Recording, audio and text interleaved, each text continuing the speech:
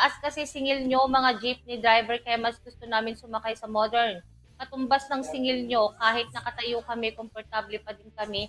Dahil malamig sa inyo, dahil malamig sa inyo, mga jeepney, kabiyak na lang ng salumpweta yan. Ayun po, Naranasan ko tao yan. po.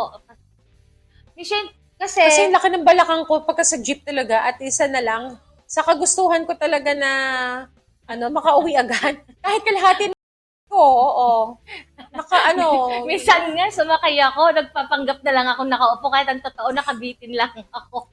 Nakakahiya. nakasabit ka na lang na Oo. gano'n sa jeep. Ang totoo, hindi na talaga ako Oo. kasya, pero dahil nagkasubuan na at papasok ka na, minsan kasi, Michelle, pag mahirap din ang sasakyan, lalo na sa biyaheng Gimba, limitado din. Minsan gabi na, Kasi hanggang anong oras lang paggabi. ang biyahe papuntang 7, Gimba minsan 7. pahirapan na. Mm. Kaya pala Tapos, pagka inang umaga ka, pagka kinabukasan ka na rin umuuwi. O sinusundo ka ng asawa mo, no?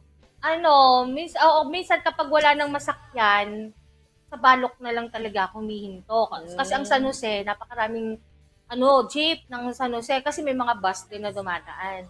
Ganyan. Pero alam nyo kasi, pero based on my experience mas mahal po ang singil sa mga modern kaysa po sa mga jeep na talagang kasi ang pamasahe, Gimba, 80 pesos. Kapag nasa modern kami, 90. Although, syempre, komportable ka talaga. Oo. Pero minsan kasi doon sa mga modern, although naglalagay na rin sila ng mga upuan sa gitna para iwas tayo. Tapos meron din sa harapan. So, Pero dapat dun sa mga modern jeepney na yan, dapat hindi nila pinupuno masyado rin yung sakay na actually, minsan puno. overcrowded. Minsan Kasi, puno. syempre, parang nakita ko rin yan at talagang wala na talagang space din doon sa loob. Di ba Actually, meron ding parang tamang tao rin ang oo. dapat na nakasakay din doon? Actually kasi, Michelle, ganito kasi ang nangyayari din. Ang nangyayari kasi, may mga pasahero na sasabihin din naman, isisenyas din ng driver na puno na.